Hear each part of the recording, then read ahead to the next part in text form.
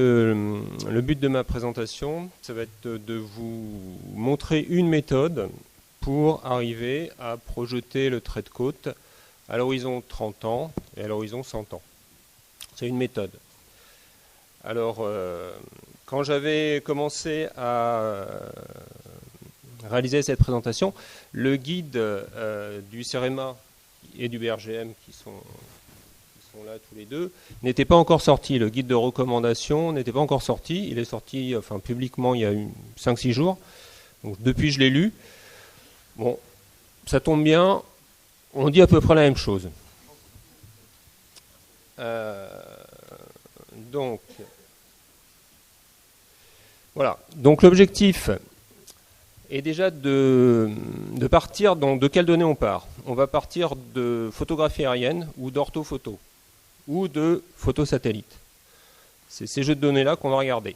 On peut aussi partir, mais c'est d'autres jeux de données qu'on ne comparera qu'entre elles, de données linéaires du trait de côte issues de DGPS, ou on peut aussi partir de données issues des MNT. Donc c'est un autre jeu de données. Moi, je m'intéresse aux jeux de données issus des orthophotos ou des images satellites. Donc là, j'ai une orthophoto. On est sur le Lido de Villeneuve-les-Maguelones. Et il y a un pointeur là-dessus.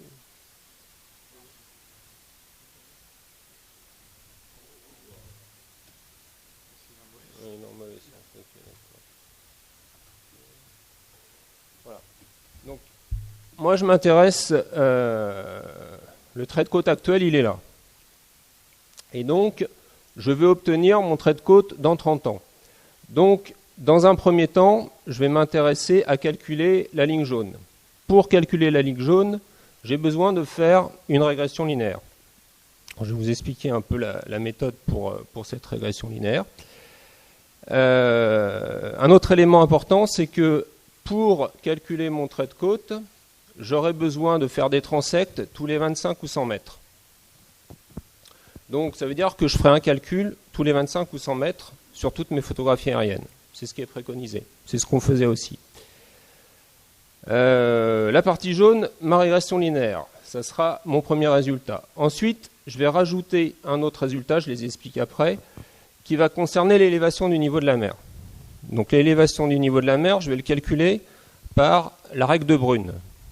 Bon, c'est une règle super moderne, elle date de 1962. Mais depuis 60 ans, visiblement, on l'a beaucoup critiquée, mais on n'a pas complètement trouvé mieux. Et sur les littoraux sableux, ça fonctionne plutôt bien. Alors, la régression linéaire. Donc, il faut partir de minimum 5 dates. Minimum 5. En dessous, ça ne marche pas. Enfin, ça ne marche pas. C'est pas préconisé pour fonctionner si c'est en dessous.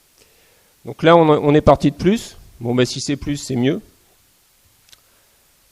Si vous projetez à 30 ans, il faut remonter jusqu'en 1990, ce qui est écrit dans le guide, donc sur 30 ans. Puisqu'on est en 2020, donc on remonte jusqu'en 1990 pour projeter à 30 ans. Bon, nous, à l'époque, ça, on ne le savait pas. Ça se discute. Nous, on est parti de données plus récentes. Ça se discute. Si vous projetez à 100 ans, on vous demande de remonter jusqu'à 100 ans, donc 1920.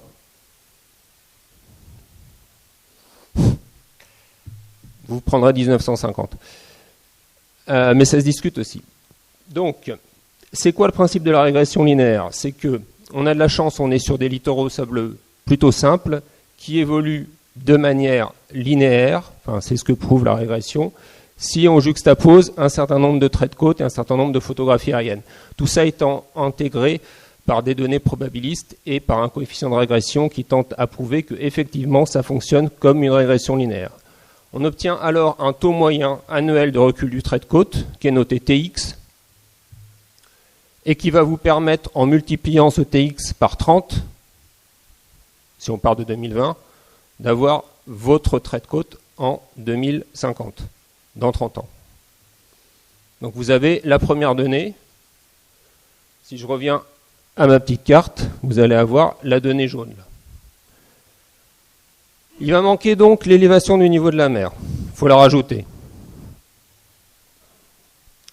Pour la rajouter, je vous ai dit qu'on utilisait la loi de Brune, qui date de 1961. 62, mais même il a publié en 54 aussi, donc bon, qui est ancienne. Alors c'est quoi la loi de Brune? C'est R, le recul, est égal à S. Alors S, c'est l'élévation du niveau de la mer. Donc l'élévation du niveau de la mer annuelle. Donc là, M. Lacroix parlait de 4 mm, on prendrait 4 mm. Donc ça ferait 0,004. Multiplié par L. C'est quoi L? C'est la longueur du profil actif. Donc c'est la longueur du profil sur lequel les houles sont actives. Donc depuis la profondeur de fermeture, en gros depuis les fonds de moins 6, moins 7 mètres, jusqu'au pied de dune. C'est sur toute cette section-là, ou jusqu'au haut de plage, si vous préférez, que le profil est actif. Donc vous allez avoir une donnée qui va varier entre 1000 mètres, 1400 mètres, 1600 mètres, 1000, ça se calcule sur un profil. Vous allez diviser ça par H plus B.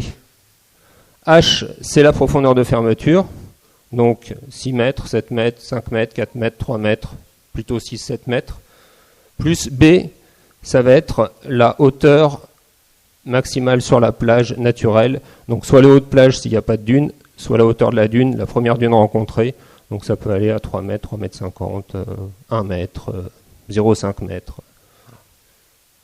Donc là, vous avez toutes les données de l'équation, ce que je viens de vous les expliquer. L'équation peut aussi s'exprimer de manière plus simple, c'est-à-dire S sur tangente bêta, bêta étant la pente de la plage. Enfin, la pente de la plage, depuis la profondeur de fermeture jusqu'au pied de dune. Donc on obtient une autre donnée. C'est ma petite partie rouge. Quand on additionne les deux, on obtient une projection du trait de côte à 30 ans. Donc moi, c'est là-dessus que j'étais parti pour faire des projections en 2020 de ce que M. Lacroix a montré sur Villeneuve-les-Maglones. Il y a une donnée supplémentaire qui est prescrite par le guide de recommandation du trait de côte pour l'élaboration des cartes, c'est ce qu'ils appellent le Lmax. Donc le Lmax, c'est l'érosion que vous avez lors d'un événement météorologique fort.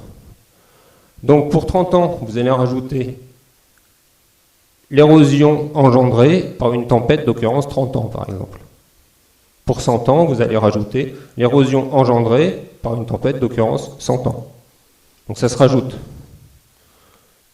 Ça se rajoute, ça veut dire que là, je ne l'ai pas pris en compte. Donc ça veut dire que ce que j'ai proposé est moins majorant que ce qui est proposé dans le guide, puisque je n'ai pas rajouté le Lmax. Après, le guide propose 2 scénarios minimum, un scénario médian, où on va prendre, par exemple, l'élévation du niveau de la mer des scénarios les moins pessimistes, et un scénario sécuritaire, où on va prendre l'élévation du niveau de la mer des scénarios les plus pessimistes.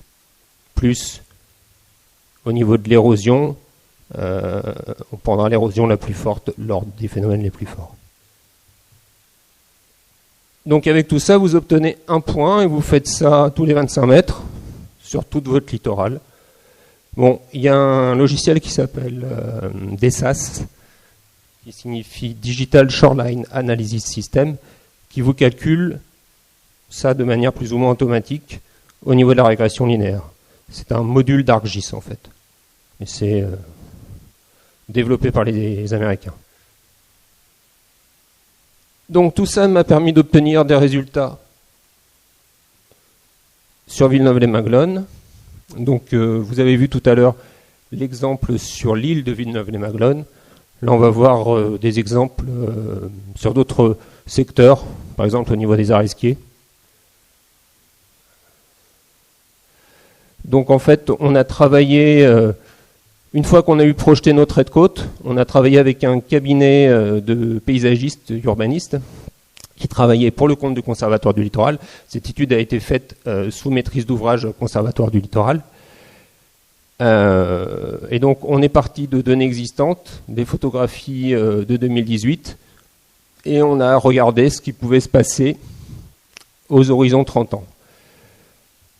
Donc là, en réalité, vous avez le merlon de Galets, puisque ce n'est pas vraiment une dune, c'est un merlon de Galets, qui a été transpercé. Vous avez la route littorale à l'arrière qui est largement ensablée. Vous avez des overwash qui sont en train de se former sur cette route. Et vous avez un passement de mer derrière qui a contourné le merlon, en fait. Donc ça, c'est une proposition pour 2050. Sur un autre secteur, au niveau toujours du lido de Pierre Blanche, donc là, on est parti d'une photographie de 2015. Là, c'est une digue, en fait, qui est au milieu du lido, en haut de dune, mais c'est un ouvrage. Donc, il y a un ouvrage en dur. Et là, derrière, vous avez le canal du Rhône à 7 aussi. Et là, c'est l'étang de Pierre Blanche. Donc, en 2050, comme l'ouvrage en dur, il crée des phénomènes d'accélération de part et d'autre de lui-même, avec d'ouverture de deux gros qui restent permanents. Et l'ouvrage en dur lui reste, quoi. Donc le canal sur ce secteur-là, le canal du Rhône à 7 n'est pas touché. Et puis dernier exemple, ah non, ça c'était une autre formule que je m'étais amusé à mettre, mais voilà. Donc ça s'arrête là au niveau des exemples. Donc j'espère que j'ai été assez explicite sur la méthode pour la projection. En fait, par rapport aux recommandations et sur quoi nous on avait travaillé avant, ça se recoupe plutôt pas mal, à part le LMAX qui se rajoute. Merci.